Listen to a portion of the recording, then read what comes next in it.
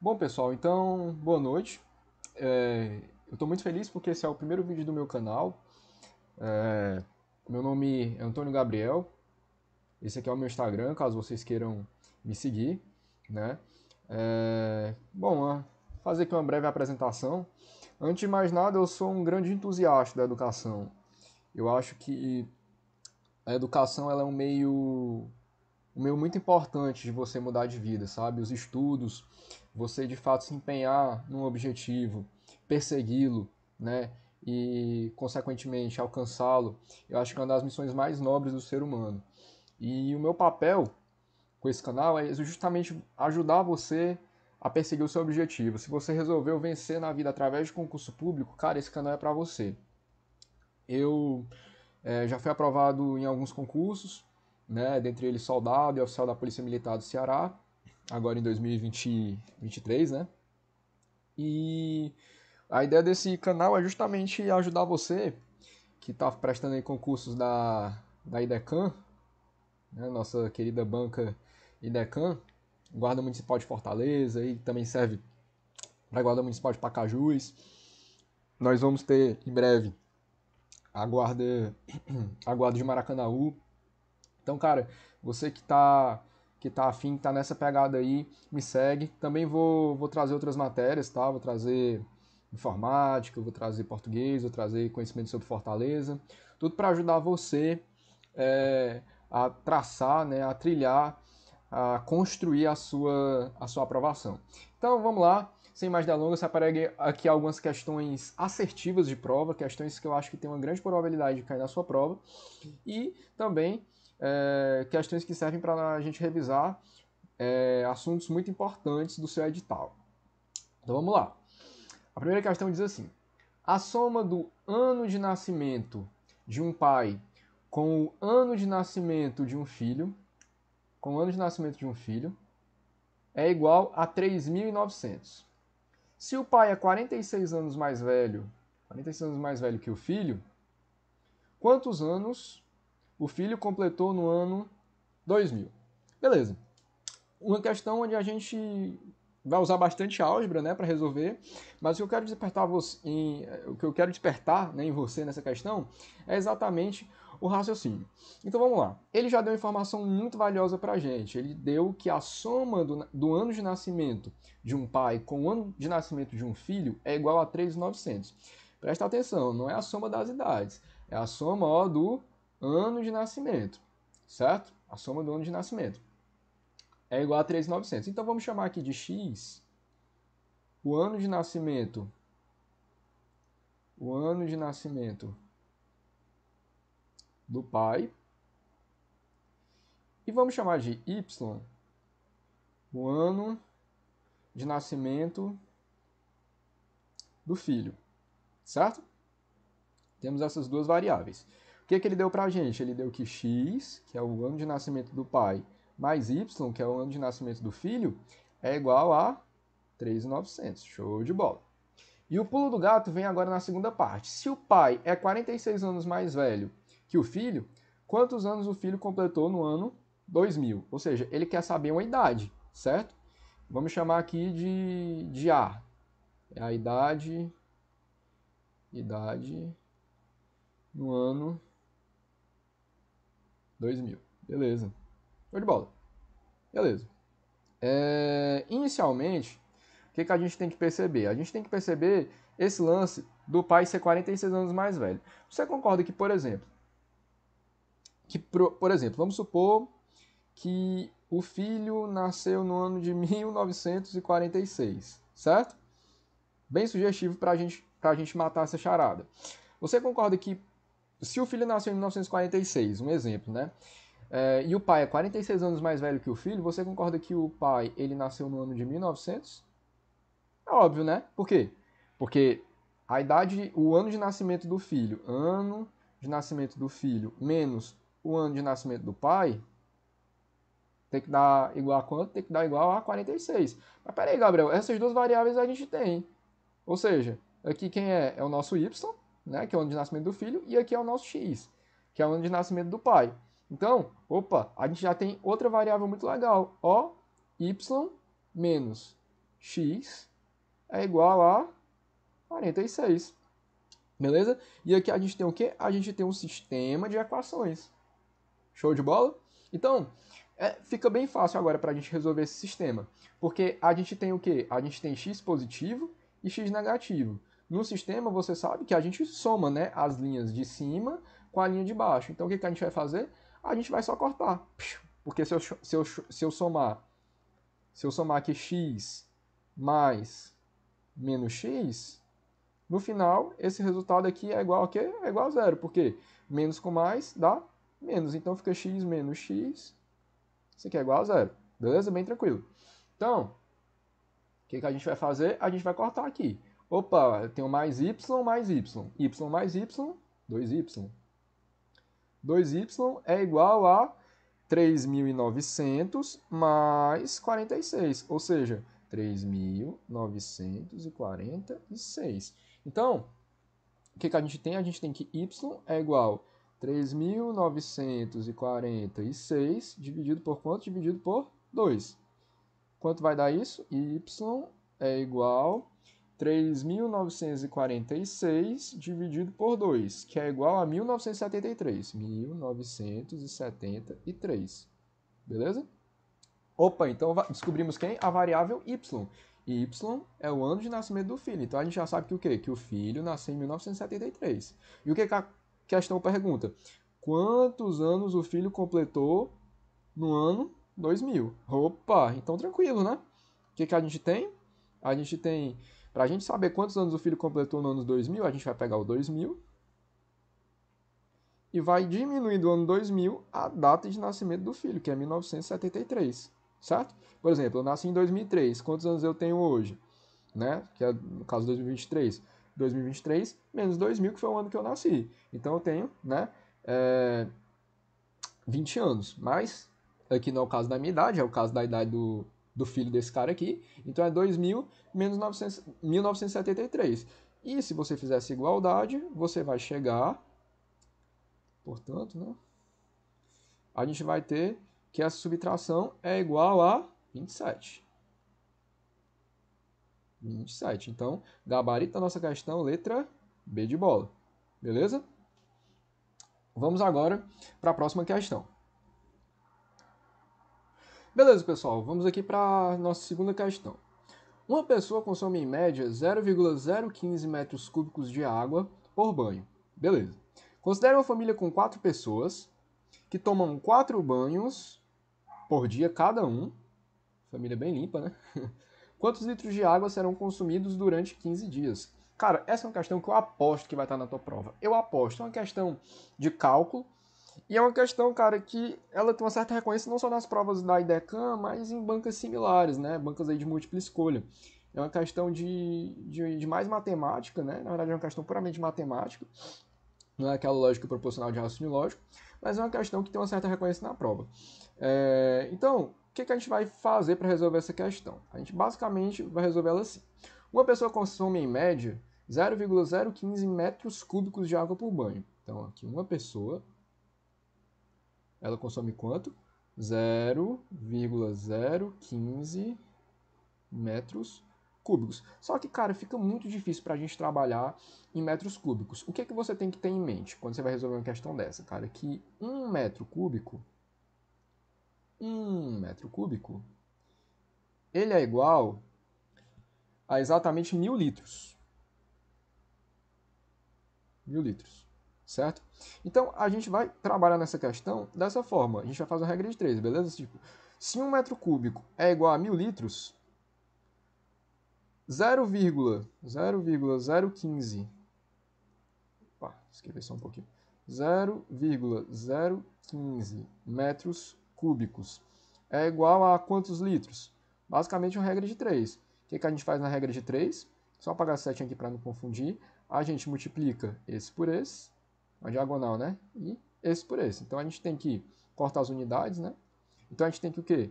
Que x é igual a 0,015 vezes 1.000.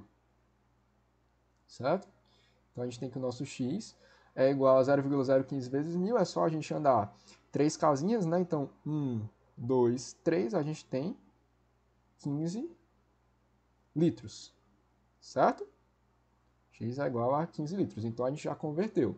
Então, uma pessoa consome 0,015 metros cúbicos, que é a mesma coisa que 15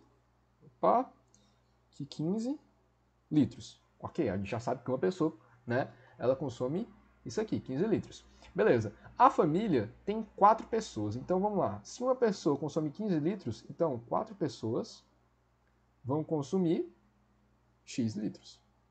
Beleza? Então a gente tem aqui o nosso X de novo, né? X, ele é igual a 15 vezes 4, certo? X, ele vai ser igual, então, exatamente a 60, né? Porque 15 vezes 4 é 60 litros, certo? Então, beleza. As 4 pessoas, né, vão consumir isso aqui de água. Só que, olha o detalhe, são 4 pessoas.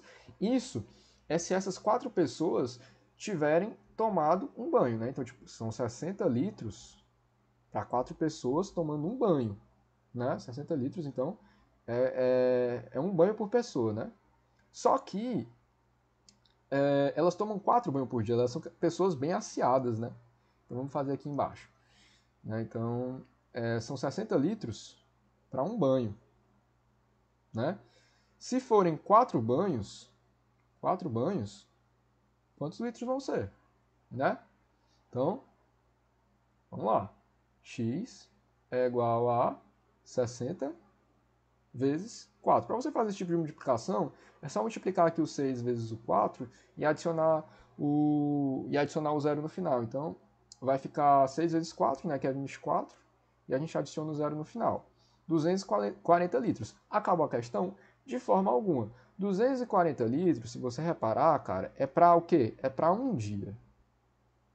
Um dia, 4 pessoas tomando 4 banhos por dia, a gente tem 240 litros de água gastos. Só que note que a sua questão pede 15 dias, certo? Então, vamos lá. Se um dia essa galera tomando 4 banhos por dia consome 240 litros, em 15 dias, qual vai ser o consumo em litros? Né? Então vai ser basicamente isso, mais uma vez. X é igual a 240 vezes 15. Né? E se a gente fizer essa conta, 240 vezes 15, a gente vai ter exatamente 3.600 litros. Então, 3.600 litros, que é a nossa resposta. Então, o gabarito da questão, B de bola. Ok? Então, basicamente, o que a gente fez aqui? A gente primeiro transformou o metro cúbico para litro, né, para trabalhar melhor. Achamos que 0,015 metros cúbicos é igual a 15 litros. E aí a gente fez a regra de 3 para ver quantos litros, né, 4 pessoas faziam. A gente descobriu que se cada pessoa tomasse exatamente um banho por dia, elas consumiriam juntas 60 litros. Só que aí a gente, né, também descobriu que elas não tomam só um banho por dia, elas tomam mais de um banho por dia. Né? E aí a gente multiplicou o quê? Vezes 4. Né? Aqui a gente foi para essa regra de 3. Multiplicamos por 4 para descobrir, né, se elas tomassem 4 banhos por dia, quantos litros, né, de água elas gastariam. A gente viu que elas, em um dia, tomando 4 banhos por dia, né, gastam essa quantidade aqui, 240 litros, só que a nossa questão pediu pelo período de quê? De 15 dias. Então a gente foi na outra regra de 3, nessa daqui, né, e aí a gente fez aqui a nova regra de 3 por 15 dias, ou seja, se um dia eles consomem 240 litros, em 15 dias eles vão consumir quanto? E aí a gente chegou ao número de 3.600 litros, beleza? Ok, vamos para a próxima. Então, galera, vamos para a próxima questãozinha aqui de conjuntos, tá? Questão até bem recorrente na IDK, a IDK adora conjuntos, tá? Então eu vou bater bastante nessa tecla aqui com vocês nas próximas aulas, para vocês chegarem na sua prova da Guarda Municipal de Fortaleza craques nos conjuntos da IDECAN, e vocês vão ver que não é difícil. Então vamos lá. A questão começa assim. 800 pessoas responderam a uma pesquisa a respeito do uso de combustíveis em seus veículos automotivos. Ok. 550 disseram que utilizam gasolina. Beleza. 350 afirmaram que utilizam etanol.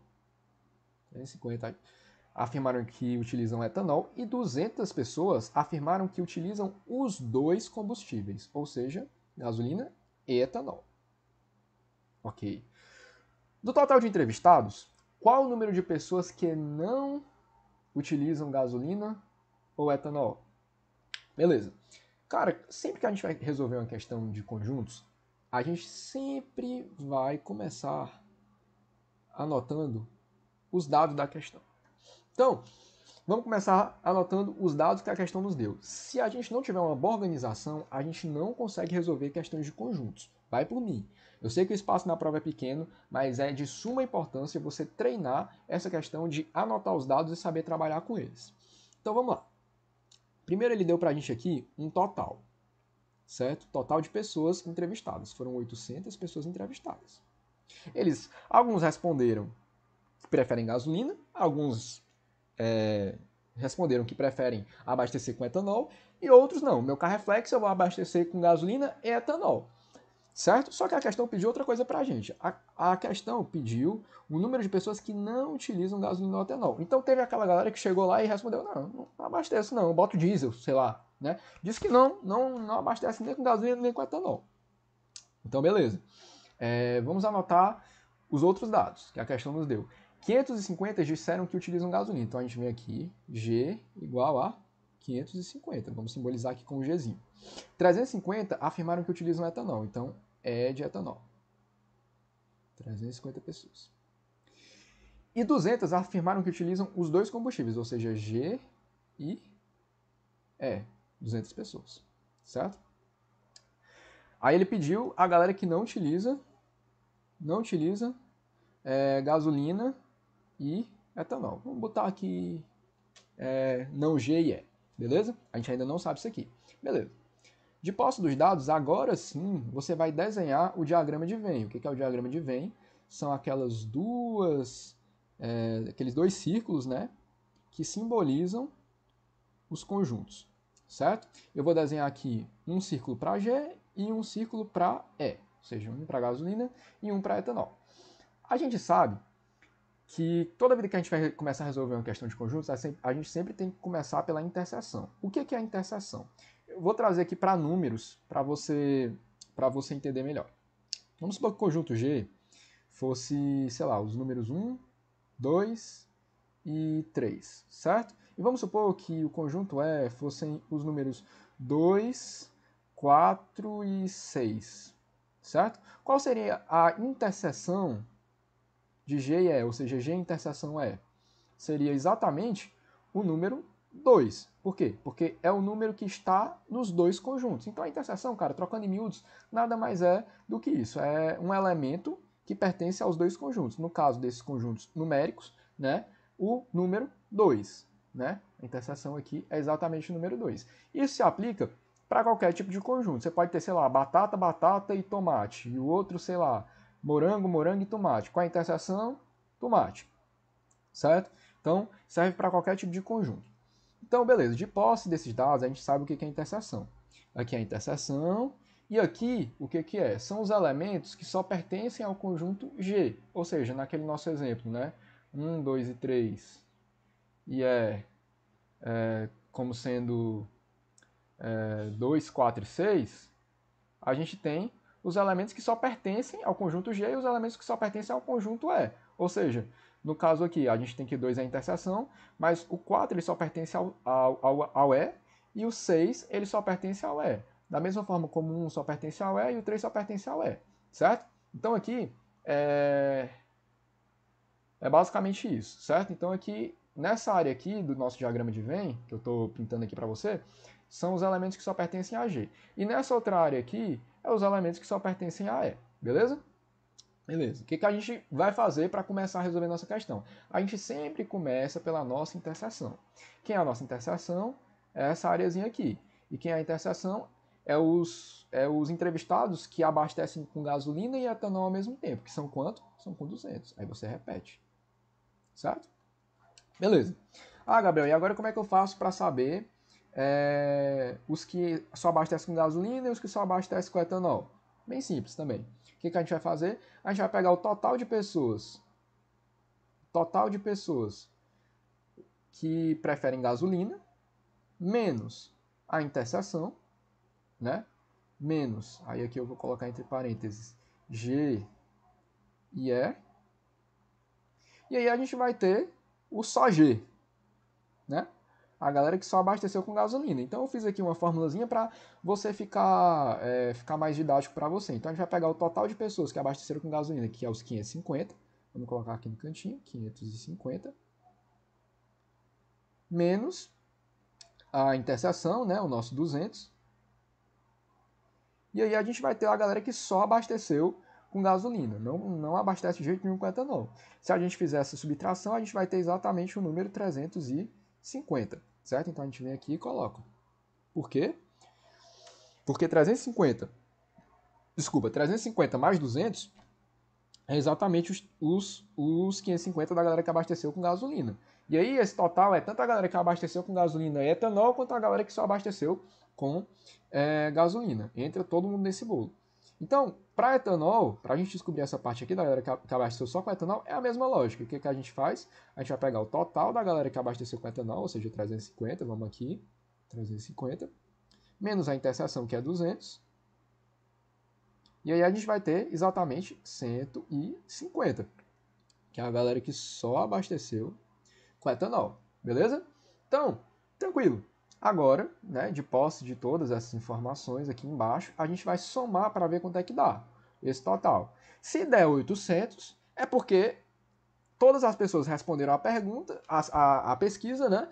E essas pessoas elas tinham uma preferência, o gasolina e etanol. Não sobrou ninguém que disse, não, eu não abasteço nenhum com o outro. Agora, caso a gente observe que deu um número menor que os 800, né, que é o número de pessoas que foram entrevistadas, então esse número que sobrar é o número de pessoas que pertence a esse conjunto aqui, ó, um conjunto que está fora desses dois conjuntos, né? E ele é um conjunto exclusivo, né? Que a gente pode chamar. Então, é um conjunto das pessoas que não abasteceram nem com gasolina nem com etanol. Vamos fazer essa soma aqui rapidinho. 350 mais 200 mais 150 é igual a... Então, vamos fazer rapidinho aqui essa soma. 350 mais 200, a gente tem que é 550. Mais 150, a gente tem 700. Então, opa, isso aqui é menor que 800, certo? Então, a gente tem que 800 menos 700 vai ser exatamente 100. E quem são essas 100? É esse conjunto aqui. O conjunto de pessoas que não preferiam nem gasolina e nem etanol. Sei lá, talvez abasteceu com diesel, né? Então, é mais ou menos assim que você faz. Você pega, constrói o seu diagrama, né? E se você observar que esse número deu menor que o total, que a soma desses números aqui deu menor que o total de pessoas entrevistadas, é porque existem pessoas, né, que não estão no conjunto nem da galera que prefere por gasolina, nem da galera que prefere por etanol. Eles não utilizam nem gasolina, como a própria questão falou, e nem utilizam etanol. Então a gente descobriu 800 menos 700, 100, que é exatamente esse conjunto aqui, beleza? Ok, vamos para a próxima questão, pessoal. Beleza, galera, mais uma questãozinha de conjuntos. Uma questão da AGU, né, para analista técnico administrativo, ou seja, um cargo de nível superior. Mas não se assuste, a questão é tranquila. Vai servir para a gente revisar muita coisa aqui. Então vamos lá. Considerando os conjuntos A, B, C e D, quantos elementos possui o conjunto A união B, interseção C menos D? Beleza, tranquilo. Como eu disse, a organização é muito importante. E nessas questões a gente tem que fazer por etapas, certo? Vamos primeiro com essa primeira parte aqui que tem antes da interseção. A união B, certo? O que significa dizer que um conjunto é unido a outro conjunto? Vou desenhar aqui, sei lá, o conjunto X, certo? Vamos supor que esse conjunto ele é, sei lá, 3, 7, 9, certo? E o conjunto Y é, sei lá, 2 e 5. Se eu falar para você X união Y, o que eu vou estar... Vou botar um pouquinho mais para cá. Se eu falar para você X união Y, qual é o conjunto que eu estou querendo dizer para você? É exatamente todos os elementos de X e todos os elementos de Y, certo? Então, basicamente, vai ser o quê? Vai ser o 2, porque o 2 está no Y. Vai ser o 3, porque o 3... Opa, desculpa. Vai ser o 3, porque o 3 pertence a X. Vai ser o 5, porque o 5 pertence a Y. Vai ser o 7, porque o 7 pertence a X. E vai ser o 9, porque o 9 pertence a X. Então, vai ser todos os elementos de X e Y juntos, certo? Isso é uma união. Então, nesse caso, né, a gente tem A e a gente tem um conjunto B. Né? A é 0, 2, 3 e 5, B é 0, 1, 3 e 5. Certo? Obviamente, o que se repetir, né, os elementos aqui no caso que se repetirem, a gente não escreve duas vezes, né? A gente escreve só uma vez. Então, a gente vai ter o quê? A gente vai ter, nesse conjunto, a gente vai ter 0, certo? Em ordem crescente sempre, tá? 0, comum aos dois, né? A gente vai ter o 1, que tem no B. Não tem no A, mas como é união, a gente vai escrever do mesmo jeito. 2, que tem no A.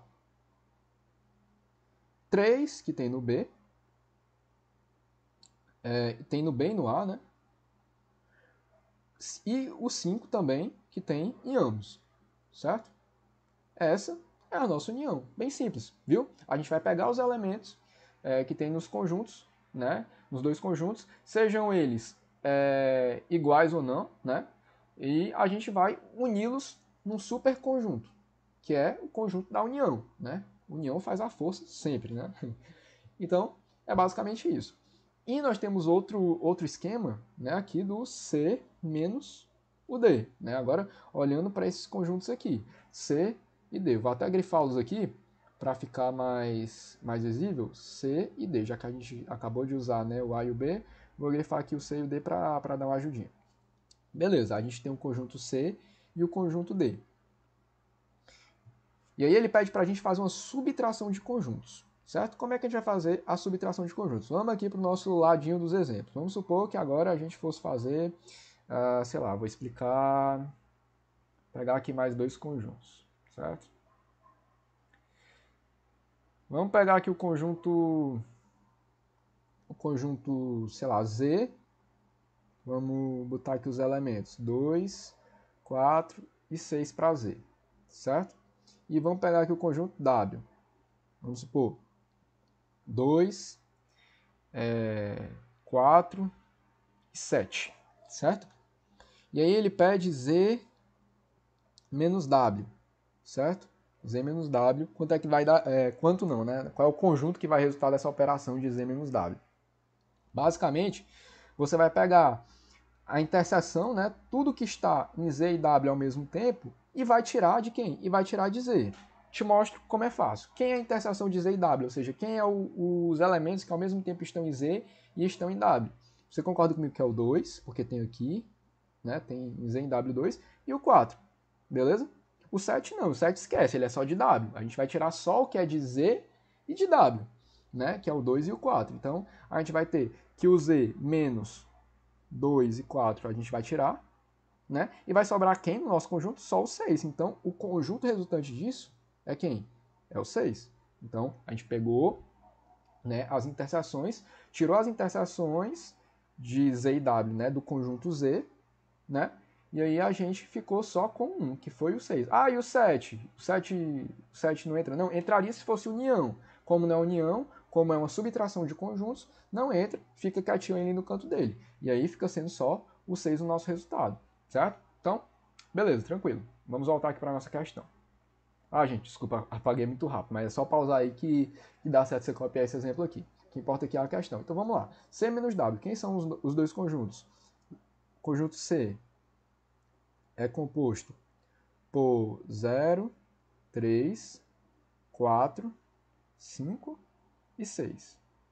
Beleza.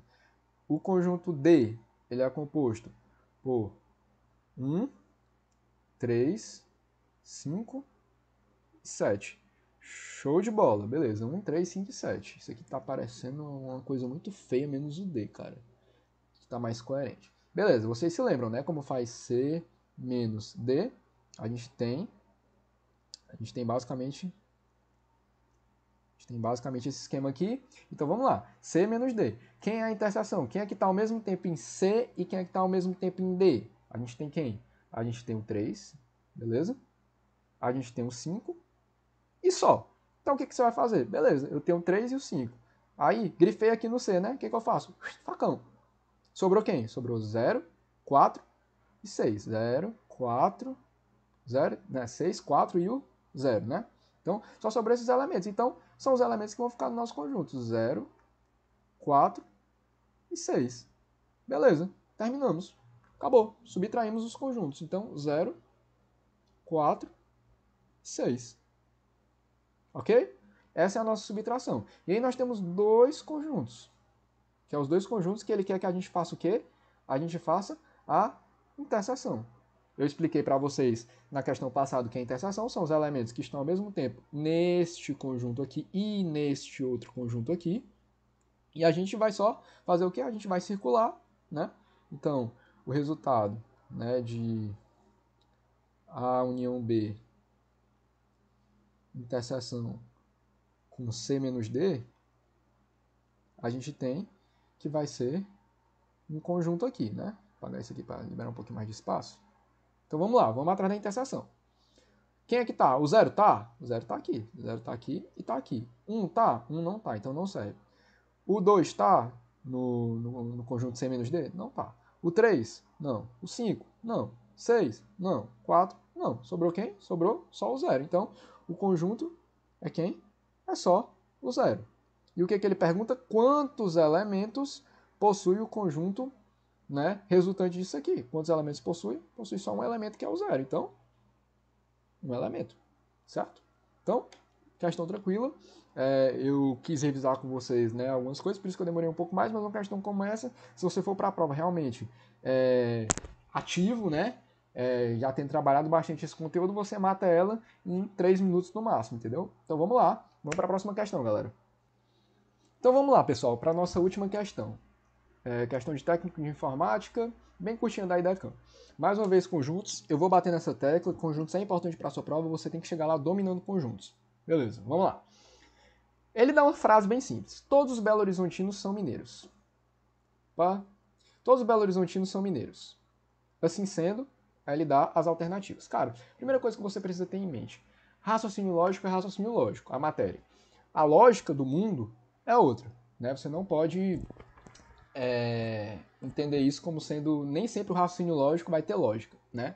Então, basicamente, quando ele diz que todo A é B, todo A é B, é porque uma coisa está acontecendo, né? Se a gente for representar isso aqui no diagrama de Venn, a gente tem basicamente isso, né? Se todo A é B, a gente tem aqui o conjunto A, né? E o conjunto B. Ou seja, o conjunto maior, que é o B, vai englobar, né, o conjunto menor, que é A. Por quê? Vou te explicar aqui usando exemplo de carros. Vamos supor que a gente tem um conjunto dos carros, certo? E aqui a gente tem o conjunto dos tipos de carros. A gente tem um conjunto dos sedãs, a gente tem um conjunto dos hatches, a gente tem um conjunto dos SUVs, a gente tem um conjunto das carrocerias, por exemplo, né, Hilux e tal. Você concorda que todos esses conjuntos menores, né, aqui que eu desenhei para você, eles estão num conjunto maior, que são os carros? Por quê? Porque toda Hilux é um carro, todo sedã é um carro, todo carro hatch é um carro, né? Então, da mesma forma, eles estão contidos, a palavra é essa, no conjunto dos carros. O hatch está contido no conjunto dos carros, o SUV está contido no conjunto dos carros. Eles, conjuntos menores, fazem parte de um conjunto maior, que é o conjunto dos carros, que é tudo isso aqui, certo? Todos eles, o que eles têm em comum? Eles são carros, certo? Da mesma forma, se eu falo que todo A é B, é porque o meu conjunto A está contido no meu conjunto B, né? Existe algum elemento nesse conjunto aqui, dentro desse espacinho aqui, que não está em B? Não existe. Por quê? Porque todo A é B. Então, beleza. De posse dessas informações, a gente consegue resolver a questão. Todo Belo Horizontino são mineiros. É só você imaginar que Belo Horizontino é A e mineiro é B. Você não precisa nem pensar, meu Deus, mas como é que pode se Belo Horizonte, não sei o quê, e Minas, não sei o quê. Não, você não precisa nem pensar nisso, não. Você só vem.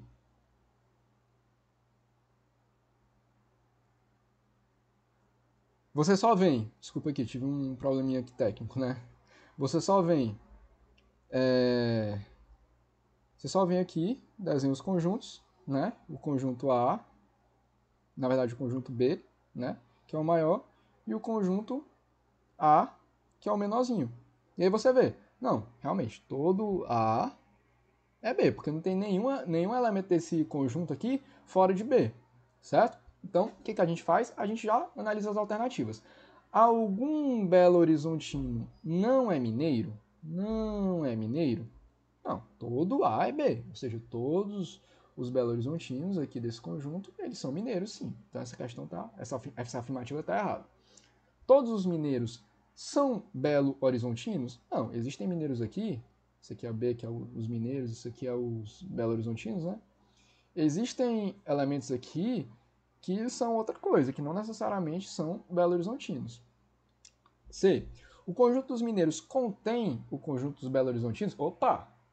Claro, porque o conjunto dos mineiros, desenhar aqui melhorzinho para você, o conjunto dos mineiros aqui, ele contém, né, o conjunto dos Belo Horizontinos. É como se fosse uma sacola e na sacola tivesse o conjunto dos Belo Horizontinos, né? Então, tá aqui, o conjunto dos mineiros contém os Belo Horizontinos, nosso gabarito. O conjunto dos Belo Horizontinos contém o conjunto dos mineiros? Não, é o contrário, né? O conjunto dos mineiros que contém o conjunto dos Belo Horizontinos. Seria se fosse assim, né?